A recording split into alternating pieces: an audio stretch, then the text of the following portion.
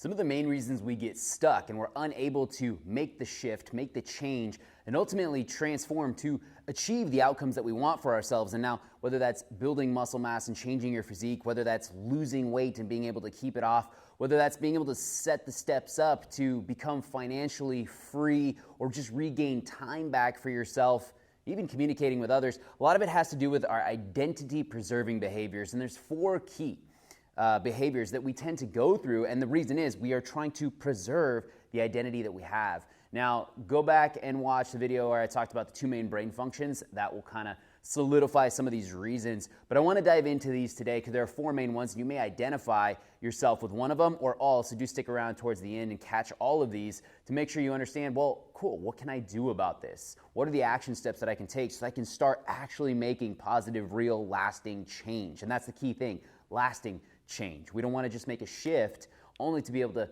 come right back, and that's because we're preserving that identity that we tend to do that. So this first one tends to be, for most people, one of the biggest ones is comparison. And I find this to be the case more so now than ever before, and I think social media, and I think you'd have to agree, has a lot to do with that. The fact that we see only what's good from someone else's perspective that is out there. We see the vacation, we see the body transformation, but honestly, we don't see the work that it went into doing that, the sacrifices that has to happen. And so we're comparing to this false sense of knowledge, and knowledge is the precursor of change, and that's why I'm trying to deliver as much knowledge for you as possible. But if we don't have the full scope, we're comparing to a false identity, to a false reality. And so therefore, it helps hold us, preserve us within this identity. And so our behaviors will match that. We'll compare and we'll be like, well, I'm not going to start because I'm not as good as this person, or I'm not capable of divulging the same amount of time and energy because I have constraints. I work 14 hours a day and I've got a kid at home and I'm so committed to being the family man that I am. Just speaking in terms of some of the identity preservation behaviors that I have to consistently work through. This isn't some endpoint, this is a journey. But comparison is the biggest one. And so we have to look, where can we cut our ties to comparing ourselves to others? Do we need to delineate from some of the social media that we tend to find ourselves? Do we need to unfollow certain things? Do we need to actually look at it and see the full scope and know that, man, probably that person who got to where you want to be can be an inspiration, but if we compare ourselves, we're comparing ourselves to their 1,000th step rather than their first step, or whatever step you're on. And that's the only moment that actually matters. And so it's just a reminder to us more than anything else. And then what are the steps we need to remove some of these comparison things that tend to come up in our life? And the second one, which I find to be a really big one for a lot of us, is procrastination, right? It's this, I'll do it later. And I think being in such an Amazon Prime world where we get instant gratification on the things that we want, the things that actually take work, we delay ourselves on.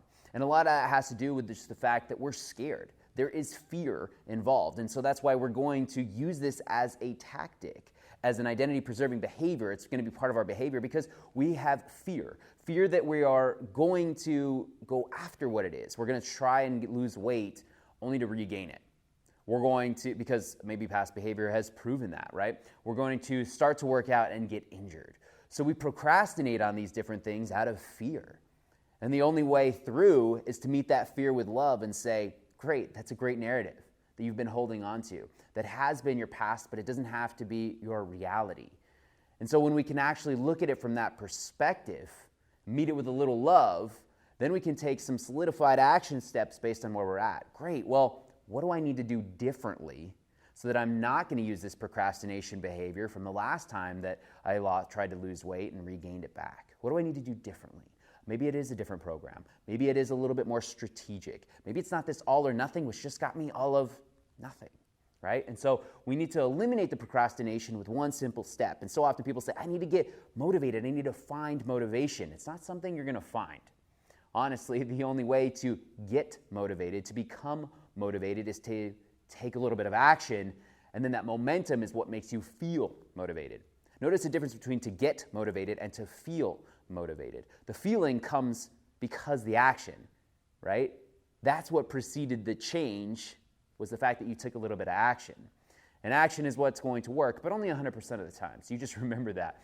And that's going to eliminate the procrastination. And what's funny is I'm pretty sure you can be a pro by taking action, and spell that all out within the word procrastination. Just a random thought as I'm looking at that word right now. The third one that I think is extremely helpful, right? And it tends to be one that plagues a lot of us, is distraction. How often do you know the thing that you need to do, but you don't do the thing that you know you need to do? I think I just said it 3 times there, but you get what I'm saying. So we distract ourselves. We keep ourselves busy. And oftentimes we're not actually doing the things that are going to be helping our behavior. We check email to then check Facebook, to then check our other social networks, to then cycle back and check email to feel like we're being productive and busy, but ultimately we're just spending a bunch of time doing a lot of nothing more often than not, right?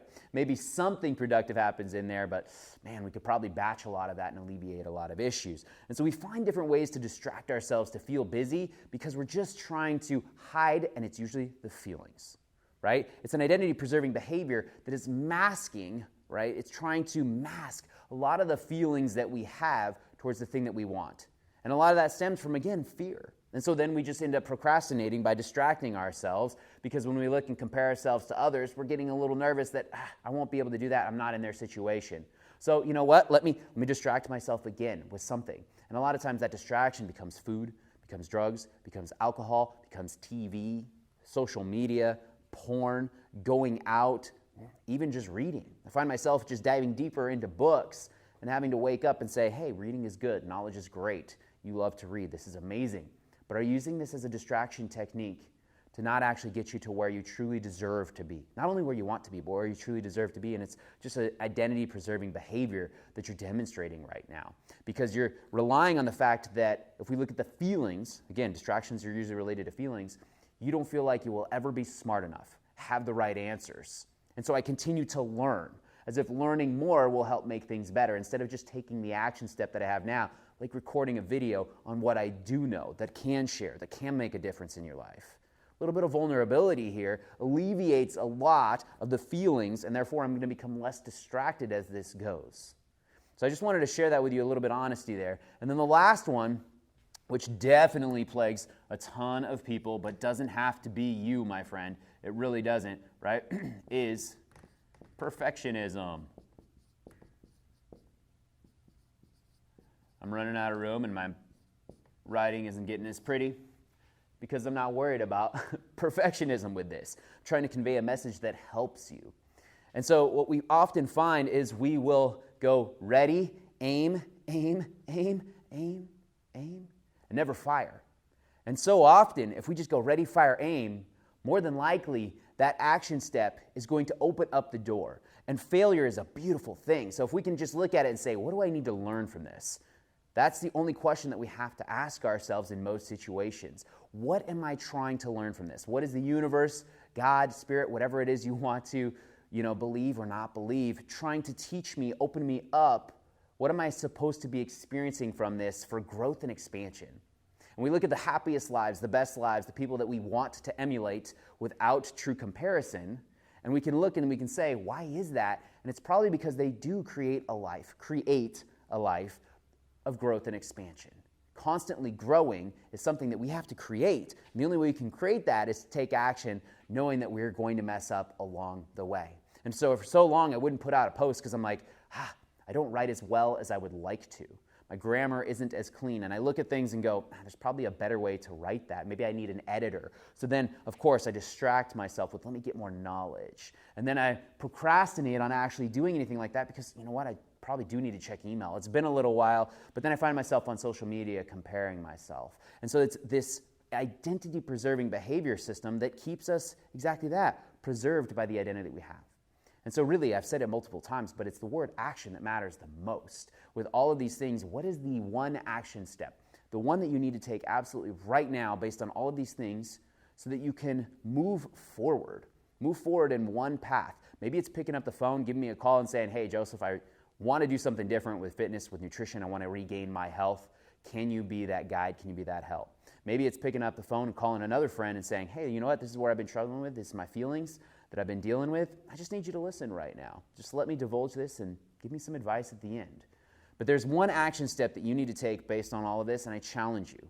I challenge you to take it because we have one life to live that we know of in this very moment, right? And this very moment is the only moment that matters. And I'd rather live a life filled with mistakes and opportunities, lessons, than to regret living life. Coach Joseph, Block Fitness. How you live is how you lead. Peace be the journey.